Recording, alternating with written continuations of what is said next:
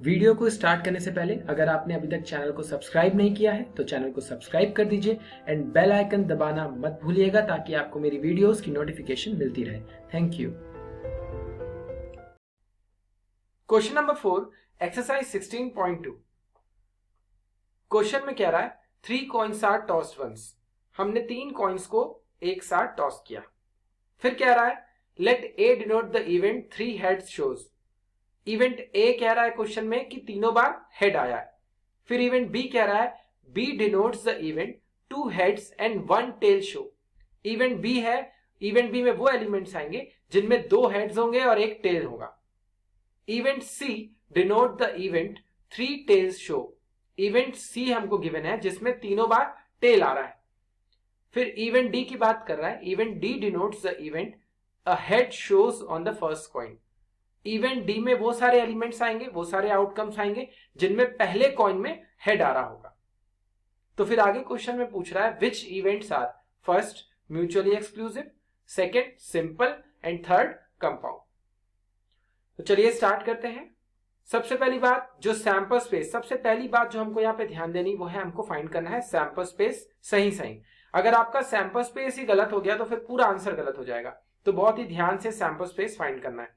अब देखिए यहाँ पे 3 कॉइन्स हैं, एक कॉइन के 2 आउटकम्स होते हैं, तो 3 कॉइन्स के 2 into 2 into 2 that means total 8 outcomes हमको यहाँ पे मिलेंगे। अगर आप सैंपल स्पेस फाइंड करने से पहले ये पता कर लेते हैं कि कितने टोटल आउटकम्स सैंपल स्पेस में होने वाले हैं तो फिर काफी आसान हो जाता है कि हम सैंपल स्पेस सही फाइंड कर लेते हैं। अब देखिए यहाँ पे टोटल 8 एलिमेंट्स आएंगे। अब वो कौन कौन से होंगे देखिए। सबसे पहले हो सकता है तीनों बार हेड आए, हो सकता है तीनों बार टेल आए, हो सकता है शुरू में 2 बार हेड आए और तीसरे कॉइन में टेल आए, हो सकता है पहले कॉइन में हेड आए फिर टेल आए फिर हेड आए, हो सकता है पहले कॉइन में टेल आए और दूसरे और तीसरे कॉइन में हेड आए। इस केस में पहले कॉइन में हेड आया है फिर दूसरे में टेल और फिर हेड आया है। हो सकता है शुरू के दोनों कॉइन्स में टेल आया हो फिर हेड आया हो। वैसे ही हो सकता है पहले कॉइन में टेल आया हो फिर हेड आया हो और फिर टेल आया हो। ऐसे ही पहले हेड आ गया होगा फिर टेल और फिर टेल आया होगा। तो ये टोटल 8 आउटकम्स हैं, 8 हमको एलिमेंट्स मिल रहे हैं, सैंपल पॉइंट्स मिल रहे हैं सैंपल स्पेस में। तो सैंपल स्पेस में ये टोटल 8 पॉसिबल आउटकम्स हो सकते हैं अगर हम 3 कॉइन्स को टॉस करते हैं तो। अब उसके बाद देखिए इवेंट ए क्या कह रहा है कि तीनों बार हेड आए, तो उसमें एक ही सैंपल पॉइंट आएगा, एक ही आउटकम आएगा और वो कौन सा आएगा, हेड हेड हेड। फिर कह रहा है इवेंट बी, इवेंट बी में 2 हेड है और एक टेल है।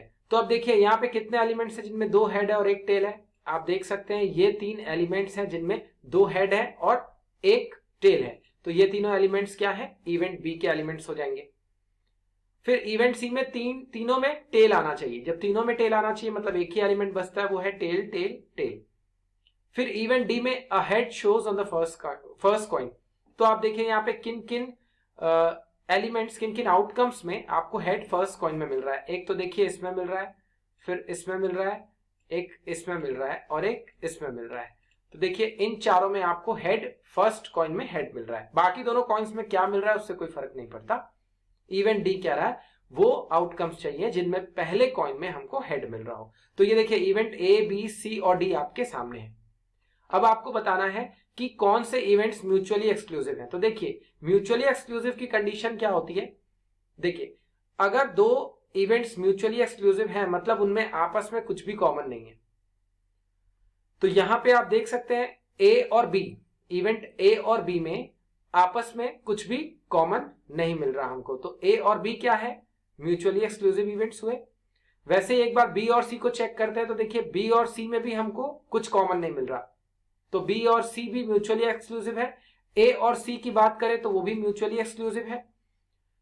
उसके बाद सी और डी इवेंट्स देखिए तो सी और डी इवेंट्स में भी कुछ कॉमन नहीं है, एक भी एलिमेंट कॉमन नहीं है, तो वो भी क्या है, म्यूचुअली एक्सक्लूसिव इवेंट्स है।